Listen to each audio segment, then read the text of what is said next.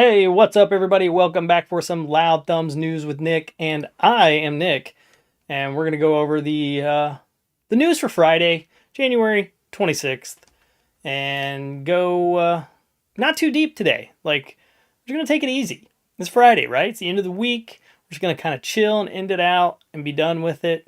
However, unfortunately, I don't get to report on all positive news again today. I got to bring you guys some of the Debbie Downer stuff again. It's just a sad, sad time right now. But I got to do it. It's what I'm here to do. It's what I like talking about. Even though it sucks, I still love talking and speculating about video game news. And we're going to talk about Xbox again today. Some more new things that have came up. It's just sad facts that have been happening. And I kind of want to know what your thoughts are in the comments. We're going to talk about some more of the rumor runway. We're going to have more of that again. We're going to talk about the Switch too, possibly. Maybe what's going on with the screen there. And then we're going to end it off. I got a deal just to throw your way that I kind of ran across. I feel like I should share with everybody because it's super good savings. It's not even Christmas time. I'm going to pass on some savings, everybody, right? So let's talk first here. First bit of news, Xbox reportedly shut departments down that are dedicated to bringing games to physical media. This is problematic in so many ways to me. Now, I will preface this and I will be completely transparent. I am a digital gamer. Like, I play a lot of digital only games. And I buy a lot of digital on purpose. Now, that's on all my consoles except for the Switch. And the Switch, I don't buy anything but physical unless I'm forced. Like I do have Hades as a DLC or a downloadable game. And the reason being, I have kids. There's 4 Switches in my house. And I don't want to pay for it 4 times. Now, I do digital on everything else. My Series X, my son's Series S, he does digital on, and my PS5. And I've been doing digital since the days of PS4 and Xbox One. Not as heavy, though, until this newest generation. The consoles got better, the hard drives got bigger. But I'm curious on your guys' thoughts on digital only. Because this is what it looks like we're leading to in this article. And, I mean, enough about me. We're going to talk about this and find out your guys' opinions on here. But they have reportedly shut down departments that were dedicated to the physical media. It's claimed that certain AAA games have 80% digital shares on Xbox now. Mass layoffs at Microsoft's gaming division this week reportedly included the closure of departments dedicated to bringing physical games to the market.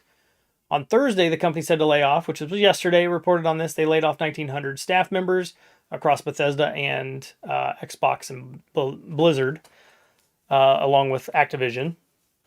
And the cuts are believed to be a wide-ranging, impacting various areas of Microsoft's gaming business, from customer service to development. So Microsoft has shut down departments dedicated to bringing Xbox games to physical retail, which, if you've seen the digital-only Xbox leaks, which I have, I don't know if you guys have, I don't have images of those to toss up right now, well, you can get an idea of where Microsoft is going here, according to Windows Central editor sources. So note, reducing retail teams doesn't confirm Microsoft is quitting physical retail for Xbox games yet. They can outsource and might be consolidating here, they added. Okay. I mean, that just kind of feels like a don't look over here, magic trick, we're doing this thing over here, right? We're not really getting out of physical media, but all of the evidence is there. We have digital consoles that have leaked. The Series X that, was going to only be digital has not launched. None of these have launched, but we have a Series S that is completely digital. And again, back to this conversation of game preservation, and digital games can, be just shut down and deleted and done for immediately, like without warning. And that's something that should not continue. Like, that should be, there's got to be something we got to put in place. I don't know how to do it. I don't know. I don't have the brain for this, but it feels like something should be put in place to make sure that we don't have a loss of all these games that are being put out by people that are putting a lot of hard work into them and they could get a resurgence later, and they're gone. Look at all the retro stuff now. Like, what if all of the retro stuff, what if in the 80s everything was already digital?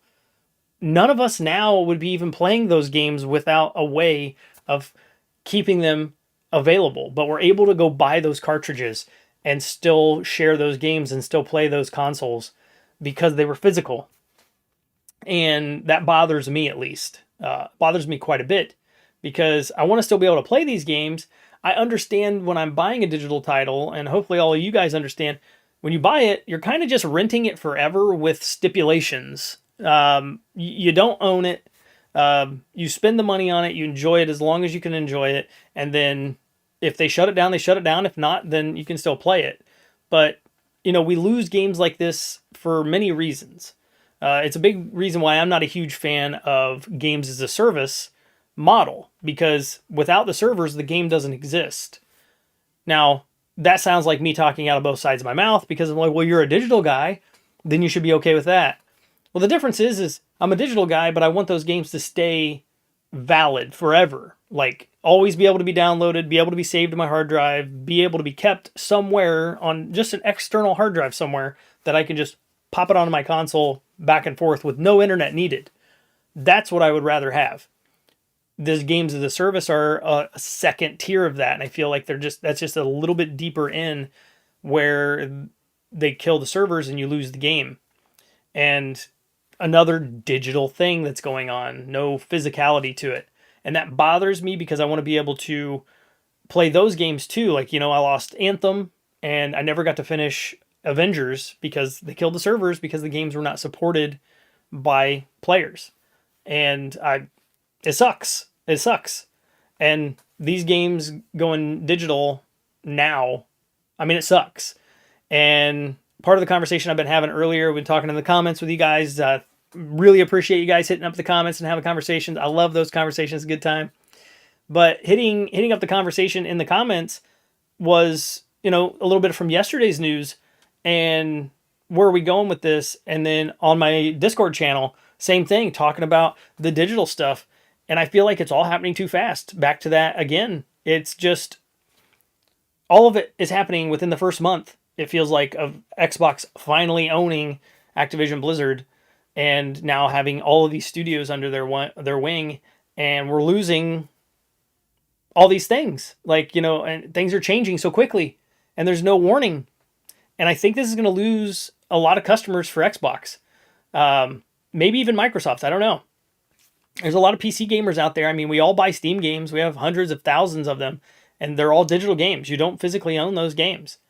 But something about Steam feels different. But to stay on Xbox is just too much, too fast.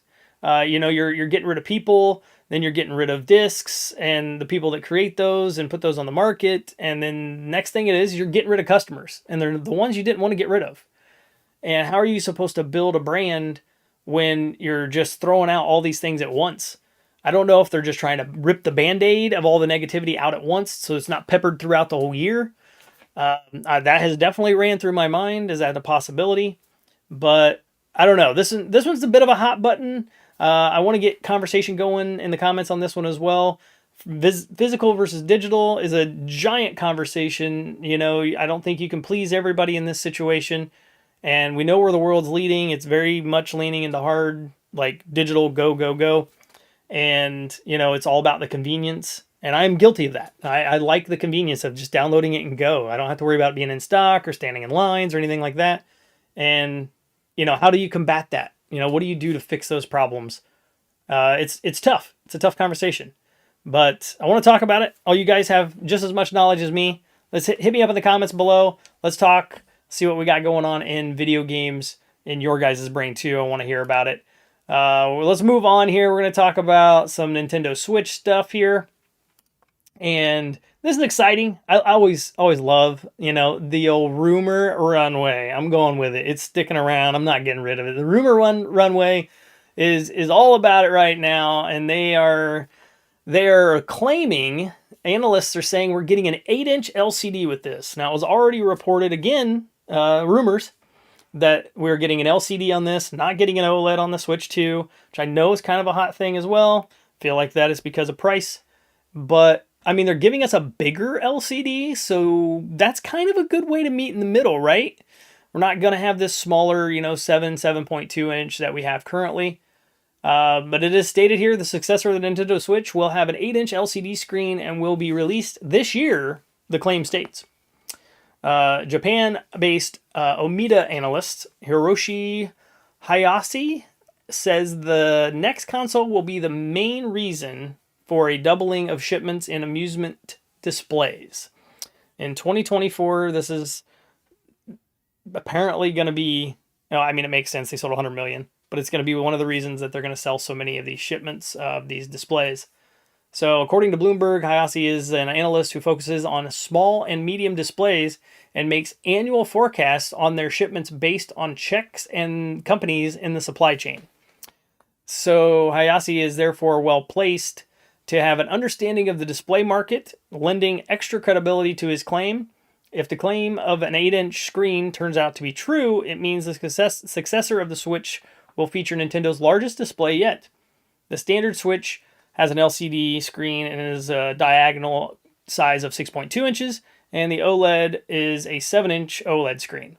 Switch Lite is even smaller with a 5.5-inch screen. So bigger screens, cooler switches.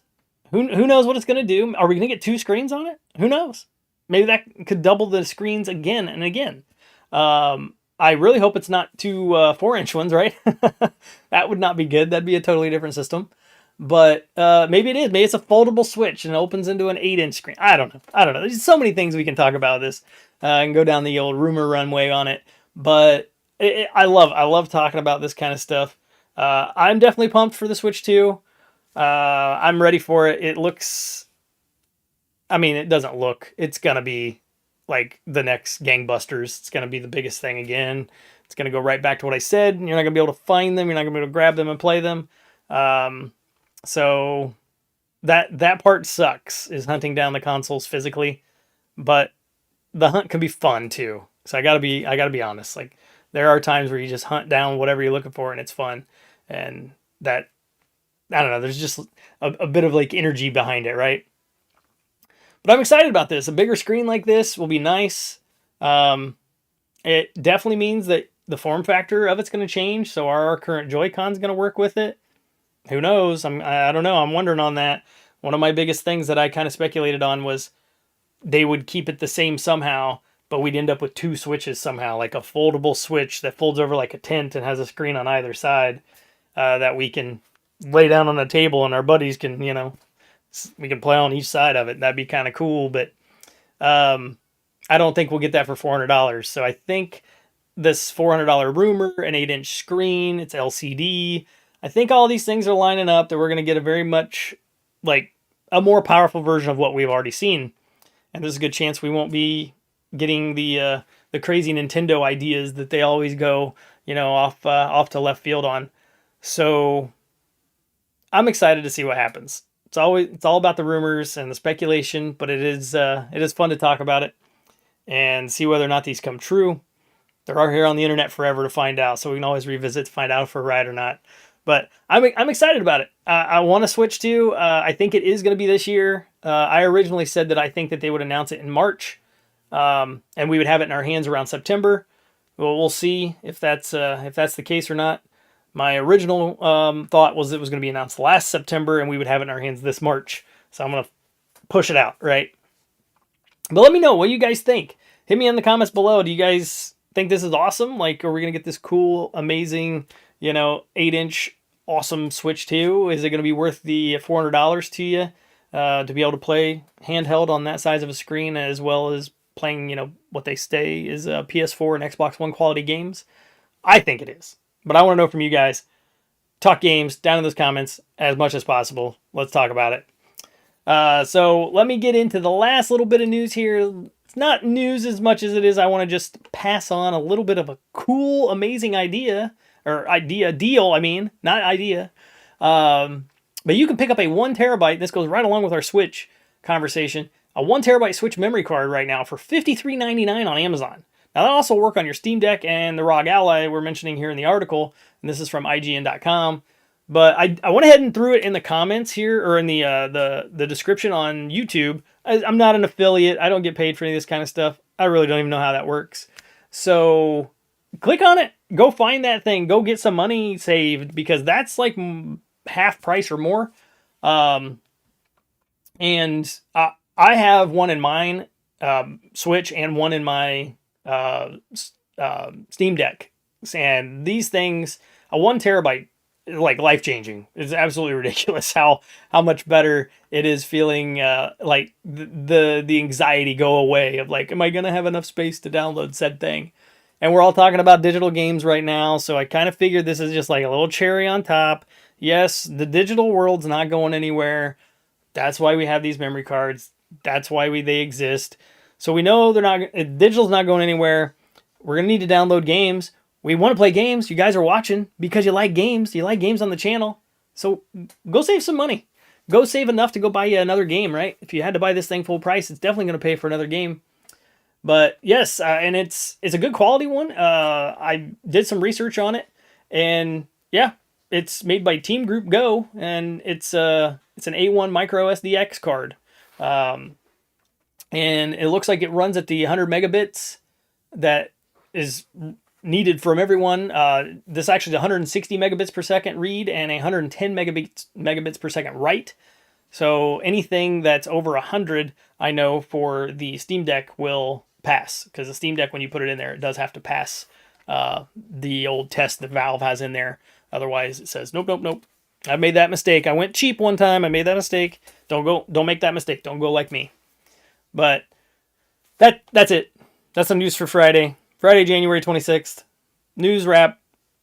Don't forget, if you're watching live right now, come back here in just a little bit. We're going to end the stream here from the news, but podcast tonight.